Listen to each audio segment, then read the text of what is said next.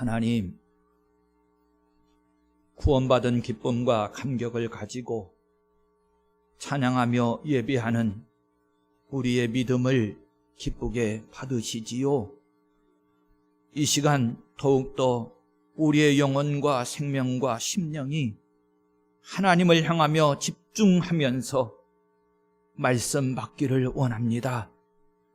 성령님 역사하여 주셔서 눈을 들어서 반드시 하나님을 배우게 하여 주시고 귀가 열려서 하나님의 음성 듣게 하시옵소서.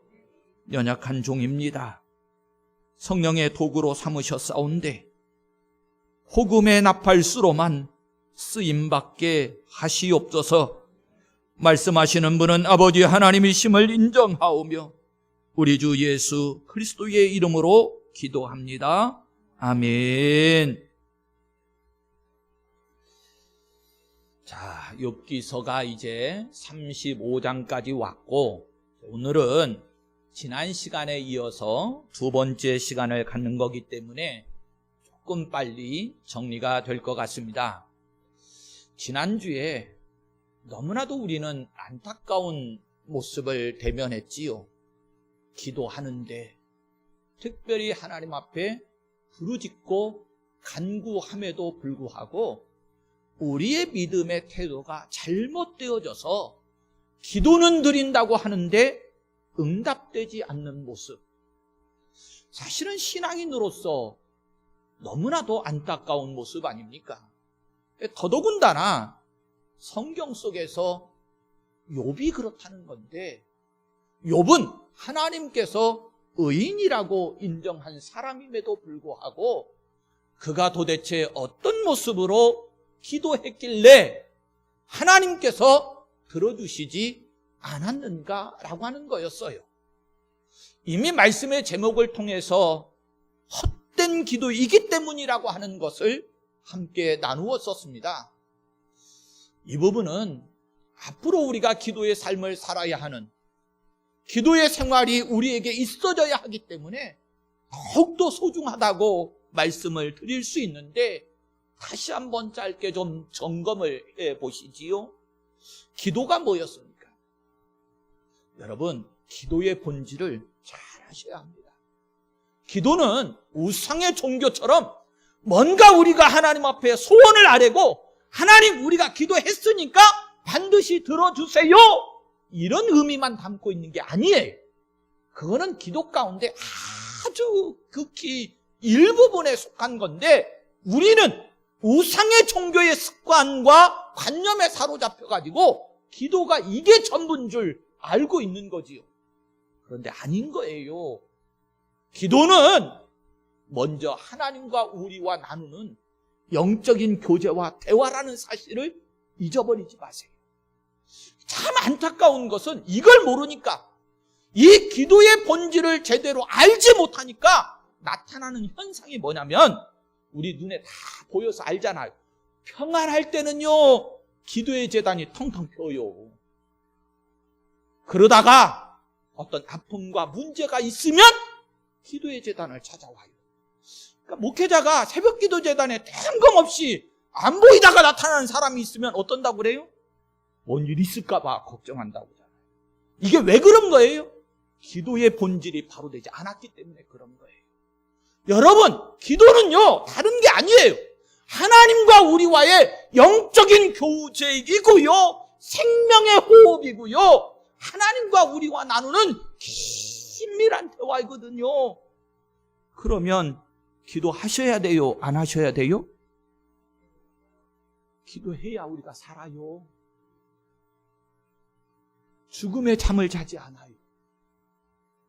어떻게 호흡이 멈췄는데, 생명의 호흡이 멈췄는데 살았다고 말할 수 있겠어요? 이 본질이 잘못됐으니까 나타나는 현상이 뭐였습니까? 우리가 드리는 기도가 헛된 기도가 되는 것이고요, 하나님이 받아주시지 듣지 않으신다고 말씀하고 있는 거예요. 자, 기도의 본질도 몰랐다, 이렇게 제가 처음에 문을 열었는데, 지난 시간에 말씀드렸던 내용을 세 가지를 좀 정리를 할게요. 세 가지가 뭐였습니까? 하나님이 기도는 하는데 받으시지 않는, 들으시지 않는 헛된 기도가 되는 이유가 뭐였느냐는 거예요. 첫 번째로는 하나님을 제대로 모르고 기도하기 때문에, 하나님이 어떤 분이신지 제대로 깨달아 알지 못하기 때문에, 하나님의 본질은 만왕의 왕이시고 창조주이심에도 불구하고 이것을 바르게 인정하지 않는 태도로 기도하고 있기 때문에 하나님께서 들어주시지 않는다는 거였어요. 두 번째로는요, 하나님의 은혜가 차고 넘침에도 불구하고, 하나님이 전부를 다 내어주셨음에도 불구하고 이것에 만족함이 없이 오직 감사가 없는 기도만 드리니까 하나님께서 그 기도를 들어주시지 않는다는 거였어요. 다른 건 몰라도 제가 바울 사도의 말씀, 빌립보서 4장 6절 말씀을 예로 들어드렸지요. 너희 구할 것을 감사함으로 하나님께 아뢰라. 감사가 없는 기도, 무조건 요구만 하는 기도, 하나님께서 이미 베풀어 주시는 은혜가 넘침에도 불구하고 이것을 모르고 계속 불만족에 사로잡혀서 달라고만 하는 기도이기에 그 기도는 헛된 기도가 되었고 하나님이 들으시지 않는다는 거였어요. 마지막 세 번째로는요, 더 처참하기도 하고 저나 여러분들이 반드시 깨달아 알아야 할 내용이었는데 그게 뭐였습니까? 공로 보상의식에 사로잡혀서, 하나님, 내가 이렇게 했으니까 이제는 하나님도 나한테 해주셔야 되잖아요 라고 하는 거였습니다. 즉 내가 했으니까 하나님도 반드시 나한테 복을 주셔야 된다, 내가 바라고 소원하는 기도에 응답해 주시는데 넘치도록 해줘야 한다, 이런 공로의식에 사로잡혀서 기도하는 것, 그래서 헛된 기도가 됐고 하나님이 들어주시지 않는다는 거였어요. 그런데 제가 이렇게 자꾸 나열을 하다 보니까 여러분들이 잊어버릴 것 같아요. 결론, 중심을 어떻게 내려드렸지요? 이런 기도의 태도는 철저하게 하나님 중심이 아니고 자기 중심이라고 했어요. 자기 중심. 자기 중심으로 하는 기도.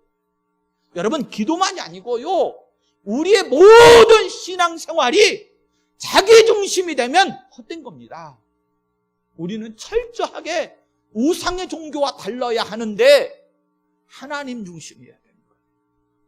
나의 모습은 내려놓고 늘 하나님 중심으로, 하나님이 나를 향하신 기대가 뭘까? 하나님을 우리를 구원으로 인도하셨는데 나는 하나님께 어떤 반응을 할까? 철저하게 하나님 중심이 되었을 때에 그 기도도 하나님 중심의 기도를 드릴 때, 그래서 제가 많은 기도 가운데 하나님 중심의 기도에 정말로 우리가 중요하게 생각해야 될 것 하나를 말씀했는데 그게 혹시 뭐였는지 기억하세요? 제가 그렇게 세게 강조했는데도 다 잊어버리셨는가 봐. 얼굴 표정들이 뭐였지? 그러고 계셔. 중보기도라고 했잖아요. 하나님의 뜻을 이루어드리기 위해서 내가 그 많은 기도의 주제와 내용 가운데 하나님 중심으로 내가 쓰임받는 기도, 뭐라고 그랬습니까? 중보기도. 그런데 우리의 기도의 분량을 한번 체크해보면 나 중심의 내가 원하는 기도는 잔뜩이고 중보기도는 찾아보기가 어렵다고 말씀드렸잖아요. 여러분, 사순절 기간인데 회복되기를 주의 이름으로 축원합니다. 자, 우리가 1절부터 8절까지의 내용을 지난 시간 살폈지요.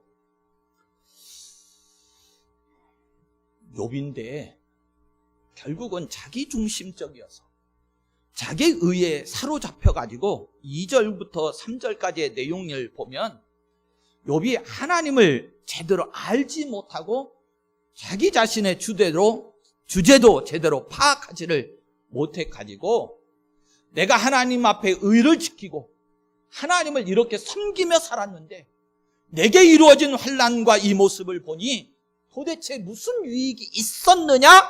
항변했다는 거였지요. 우리말로 쉽게 풀어드리면 신앙생활 열심히 한다고 했는데 신앙생활 잘해봐야 아무 소용이 없더라, 이런 푸념이었습니다. 욥이요, 이렇게 말하는 것을 우리가 지금 35장을 보고 있는 건데 34장에서도 그랬다고 말씀드렸지요. 사람이 하나님을 기뻐하나 무익하다 하는구나, 34장 9절에 있는 내용이었는데, 그래요, 우리 사람은요 이렇게 철저하게 자기중심적이 되면 너무나도 계산적이 되어지는 겁니다. 하나님을 위해서 내가 하나님을 기뻐하는 삶을 살았는데 도대체 지금 이게 뭐냐? 이러는 거였잖아요. 이게 바로요, 근본적으로 잘못된 신앙관이고, 지금 하나님께서 엘리후의 입을 통해서 이런 신앙적 사고에 사로잡혀 있는 욥을 꾸짖고 책망하는데, 이게 오늘 이 시간 욥만 향한 겁니까? 아니면 저와 여러분들을 향하는 겁니까? 잘 기억하세요. 항상 하나님의 말씀은 나에게 향하고 있다라고 하는 것을 절대로 잊어버리시면 안 돼요. 자, 그러면 이제 정말로 지난주에 중심적으로 살폈던 그 헛된 기도라고 하는 것이 9절부터 16절까지 쭉 말씀을 따라 이어지면서 어떻게 성경이 증거하고 있는지를 좀 따라가 볼게요. 다시 강조해요. 자기중심적 신앙은 이렇게 잘못되고 헛된 것이다 라고 하는 겁니다. 그러니까 부르짖어도 듣지를 않으시는 거예요. 자연스럽게 기도에 관한 말씀을 나누는 건데, 이 기도에 관한 말씀이 어떻게 연결되는가 보세요. 자, 9절로 들어가셔서 사람은 학대가 많으므로 부르짖으며 군주들의 힘에 눌려 소리치나 그럽니다. 여기 부르짖는다는 것, 소리친다라고 하는 것이 9절 이후에 보면 계속 반복적으로 등장을 합니다. 사실요, 욥이 지금까지의 1장부터 우리가 쭉 따라왔는데 얼마나 부르짖었습니까? 저나 여러분들도 오늘 이 시간도 사실은 부르짖고 있는 이들이 우리의 모습 아닙니까? 자, 그런데 부르짖는데, 기도하는데 과연 헛된 것이었는가? 하나님이 듣고 응답하시는 것이었는가? 라고 하는 거지요. 자, 10절로 가보시면 나를 지으신 하나님은 어디 계시냐고 하며 밤에 노래를 주시는 자가 어디 계시냐고 말하는 자가 없구나. 땅의 짐승들보다도 우리를 더욱 가르치시고 하늘의 새들보다도 우리를 더욱 지혜롭게 하시는 이가 어디 계시냐고 말하는 이도 없구나 그럽니다. 이게 무슨 내용이냐면, 자꾸 앞에 내용과 여러분들 헷갈리실까 봐, 혼동이 될까 봐 말씀을 드리는데, 진정으로 하나님을 찾는 자가 어디 있냐는 거예요. 욥아, 너 정말로 하나님 중심적으로 이런 하나님을 네가 간구하고 찾았느냐? 이렇게 묻는 겁니다. 여기 표현되는 하나님을 좀 보세요. 우리가 다시 한번 점검해 볼 필요가 있어요. 지금 여기서 등장하고 표현되어지고 있는 하나님이 어떤 하나님입니까? 나를 지으신 하나님, 한마디로 창조주 하나님이시지요. 나로 하여금 노래하게, 찬양하게 하시는 하나님, 이 하나님을 말씀을 합니다. 그리고 나의 영혼과 생명을 가르치시고 권면하시는 하나님, 지혜롭게 하시는 하나님. 그런데 이 하나님이신데 어찌하여 우리가 부르짖는다 하는데도 응답하시지 않느냐? 제대로 알지 못하고 구하지거나 찾지 아니하면서 부르짖기 때문에 그렇다는 거예요. 이렇게 부르짖는 것에 대한 것을 말하다가 하나님의 본질을 다시 한번 우리와 함께 잘 접목해서 말씀하는 이유가 뭘까? 12절부터 이어가는 모습 때문에 그렇습니다. 그들이 악인의 교만으로 말미암아 거기에서 부르짖으나 대답하는 자가 없음은. 좀 충격이지요. 하나님인데 기도하는데 악인이라고 성경이 표현을 합니다. 왜 갑자기 하나님의 자녀들을 악하다고 말하는 걸까? 다른 이유 때문이 아니고 교만 때문이라고 말해요. 그리고 13절에 헛된 것은 하나님이 결코 듣지 아니하시며 전능자가 돌아보지 아니하심이라, 이 말을 하려고 하나님의 본질을 먼저 말씀하신 거예요. 왜 응답하시지 않느냐? 그래요, 헛된 부르짖음이기 때문인 거지요. 부르짖어도 하나님이 응답하지 않으신다라고 하는 이것에 대한 욥의 불평을 이미 하나님이 꿰뚫어 보시고 이렇게 말씀하고 계신 거예요. 다시 강조할게요. 성도 여러분, 정말로 우리가 너무나도 길들여져 있기 때문에 이것을 철저하게 깨부수고 내려놓지 않으면 안 되니까 다시 강조하는 거예요. 여러분, 신앙생활이라고 말해요. 신앙인이라고 말하죠. 신앙이 도대체 뭡니까? 나 중심이 아니고요, 철저하게 우리 기독교의 신앙은 하나님 중심이 되는 겁니다.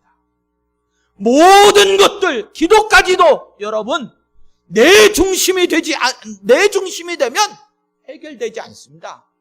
철저하게 하나님 중심이 되어졌을 때 이루어지는 기도가 되는 거예요. 그러면 오늘 성경은 도대체 하나님 중심의 기도, 하나님 중심의 신앙의 삶을 뭐라고 말하고 있는 걸까? 많은 것으로 우리를 인도하는 게 아닙니다. 오늘 말씀을 보면 먼저 10절에 그래요. 나를 지으신 하나님, 밤에 노래를 주시는 하나님을 생각하라는 거예요. 뭐라 하는 거지요? 찬양하라는 것입니다.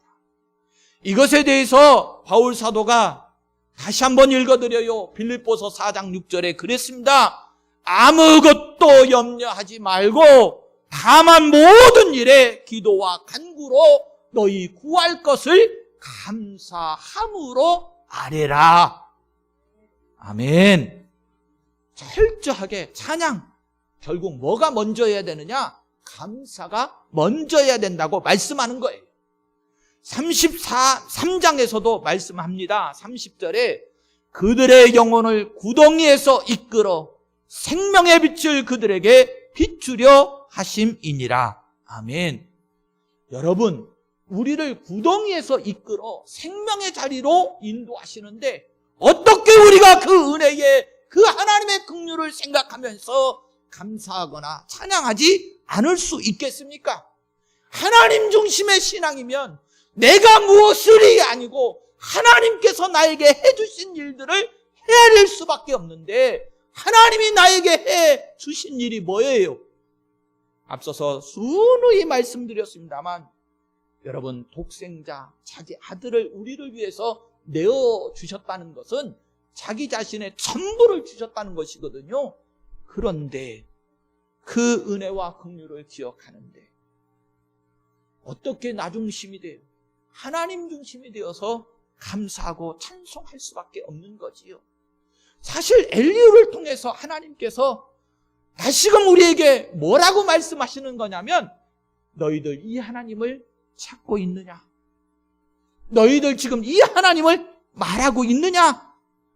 그러니 너희들이 이런 하나님을 찾지도 않고 이런 하나님 중심이 되지도 않았는데 너희들이 아무리 부르짖는다고 하여도 헛된 기도일 수밖에 없다라고 하는 거예요. 그러면서 14절에 하물며 말하기를, 다시요, 정말로 중요합니다. 이 맥을 놓치지 마세요. 하물며 말하기를, 하나님은 배울 수 없고 일의 판단하심은 그 앞에 있으니 나는 그를 기다릴 뿐이라 말하는 그대일까 보냐 그럽니다. 그를 기다릴 뿐이라. 사실 하나님께서 해주실 일들을 기다린다라고 하는 것은 즉 하나님의 섭리를 인정하고 언제나 하나님은 우리를 사랑하신다라고 하는 것을 기억하면서 하나님이 때에 맞게끔 우리에게 적절한 은혜를 베풀어 주실 것을 생각하면서 기다린다라고 하는 것은 너무나도 좋은 태도이고 자세이지요. 그런데요, 오늘 성경이 지적하는 것은 그런 좋은 자세와 모양 이전에 나한테는 아무런 문제도 없고 지금 욥이 보이고 있는 태도가 뭐였습니까? 전적으로 다 하나님이 책임진 양 그렇게 말하면서 기다리는 것, 이건 옳지 않다라고 하는 거지요. 시편 139편 23절과 24절의 말씀처럼 하나님이여 나를 살피사 내 마음을 아시며 나를 시험하사 내 뜻을 아옵소서. 내게 무슨 악한 행위가 있나 보시고 나를 영원한 길로 인도하소서. 이렇게 자기를 돌아보는 일이 우선이어야 했는데 여러분 지금까지 1장부터 35장에 이르기까지 욥이 보인 태도를 생각해 보면 이런 모습이 있었습니까? 없었다는 거지요. 그래서 16절에 욥이 헛되이 입을 열어, 다시요, 욥이 입을 열어 하나님께 기도하는데 성경이 뭐라고 그래요? 헛되이 입을 열었다. 지식이 없는 하나님에 대해서 올바로 알지 못하면서 말만 많이 한다, 이렇게 말씀했던 거예요. 34장에서도 37절에 똑같은 말을 했습니다. 하나님을 거역하는 말을 많이 하는구나 그랬어요. 자, 35장이 이제 마쳐졌습니다. 그런데 한 가지만 더 생각을 하고 좀 마치십시다. 자, 엘리후가 욥을 향해서 회하려 보니까 16번이에요. 그대 네가 딱 꼬집어가지고 욥을 향해서 그대 네가 이렇게 책망을 했거든요. 엘리후의 모습을 인간적으로 보면 연소자였잖아요. 나이가 욥보다 어리지요. 그런데 네가, 그대가 이렇게 얘기하는 거 보면 굉장히 교만해 보이기도 당돌해 보이기도 합니다. 그런데 그렇게 오랜 동안 욥과 친구들이 계속 논쟁을 하면서 지나온 그 과정 속에 엘리후가 갑자기 끼어들어서 이 말을 하는데도 불구하고 욥도 친구들도 어느 누구도 반박을 안 해요. 다시요, 말씀의 맥과 분위기를 잘 보세요. 인간적으로 보면 나이 어린 친구인데 그동안은 한마디도 안 했잖아요. 그러다가 이제 마지막 마무리, 끝마무리에 마치 훈수를 두듯이 엘리후가 끼어들어서 말을 하는데, 엘리후가 이렇게 말을 하는데 앞에서는 욥과 친구들이 너 잘났냐 나 잘났냐 그러면서 얼마나 깊은 논쟁을 했습니까? 그런데 엘리후가 한 말에 대해서는 욥도 친구들도 한마디도 안 해요. 이 모습은 도대체 뭘까? 지금 욥이 보인 태도나 친구들이 보인 태도로 하면 막말이 막 쏟아져 나올 것 같거든. 저런 버르장머리 없는 놈이 네가 뭐를 한다고 막 그럴 것 같거든. 지금까지 그랬잖아요. 욥과 친구들이 계속 그래 왔잖아요. 그런데 지금 이 엘리후가 이렇게까지 제가 볼 때는 굉장히 지금 심한 말을 하고 있음에도 불구하고 욥과 친구들이 한마디 항변을 안 해요. 도대체 뭘까? 조금 고민을 해보니까 받아들이고 있는 거예요. 네가 아무리 나이가 어려도 지금 네가 하고 있는 말을 들어보니 네 말이 옳다. 네가 말하는 아무리 연소해도 네가 말하는 소리를 우리가 들어보니 하나님의 음성이다. 아무 됐구나 항변도 하지 않냐고 그대로 받아들이고 있는 거예요. 여러분, 제가 이제 말씀을 준비하고 묵상하면서 박수가 쳐졌어요. 이거지. 하나님의 말씀에 우리가 보이는 반응과 태도가 바로 이거지. 어느 누구를 통해서이든지 무엇을 통해서인지 성령님은 반드시 하나님의 사람들이 깨달아 알 수 있도록 말씀하시는데 우리는 겉으로 보여지는 모습이나 나 중심에 사로잡혀서 언제나 하나님의 말씀을 검증하려고 하고 하나님의 말씀에 반하는 태도를 보이는 것이 일수였습니다. 어느 정도인 줄 아십니까? 성경 말씀인데, 성경을 잘 펼쳐가지고 쭉 읽어가는 말씀인데, 성경을 따라 읽어갈 때 여러분들이 보이는 그 영적인 태도를 한번 생각을 해봐요. 성경을 읽었을 때에 하나님의 말씀이면 한 말씀 한 말씀이 얼마나 소중할까요? 하나님이 말씀하시는 거라고 인정을 하면 여러분들이 그것이 그냥 족보를 나열하고 있는 내용이 되었던지, 아니면 선지자들을 통해서 꾸짖고 책망하는 내용이 되었던지, 한 말씀 한 말씀을 가벼이 하고 지나갈 수 있을까요? 그럴 수 없겠지요. 그런데 우리가 그렇게 반응을 해요. 그리고 오직 무엇만 아멘 하냐면 우리가 생각하고 있는 축복이라고 하는 것, 기적이라고 하는 것, 능력이라고 하는 것, 이것만 아멘으로 반응을 해요. 결국 욥과 친구들이 보인 태도와 다를 바가 없거든요. 정말로 중요한 거예요. 여러분, 말씀의 권위를 인정하십시다. 하나님의 말씀을 누가 전하든지 어떤 환경 속에서 어떤 모습으로 나를 깨닫게 하시든지 하나님을 나를 바로 세우시고 진리의 길로, 더더군다나 분명히 말씀했죠, 구덩이에서 건져내요 빛의 자리로 나를 인도하시기 위해서 주시는 한 말씀 한 말씀을 절대로 가벼이 여기지 말고, 이후에도 말씀 속에서 참된 하나님의 사랑과 진리를 발견하고 그 은혜를 누려가는 성도들이 되시기를 예수님의 이름으로 축원합니다. 아멘.